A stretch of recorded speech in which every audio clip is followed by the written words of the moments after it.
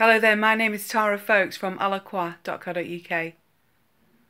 I wanted to share with you today the calm breath technique.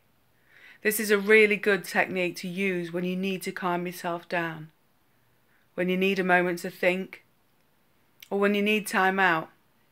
It's a fantastic tool, and that's why I like to share it with everybody. So all you need to do, and we'll do it together in a moment, is breathe in slowly as I count to 4. Then hold the breath for 4, and then slowly breathe out for 4. Okay, so we'll give it a go now. Breathe in, 2, 3, 4. Hold the breath, 2, 3, 4, and slowly breathe out, 2, 3, 4. That's it. Notice there you've activated your parasympathetic nervous system, your onboard calming system.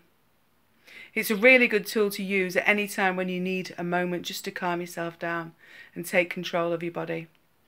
Good luck with it. I hope you find it useful.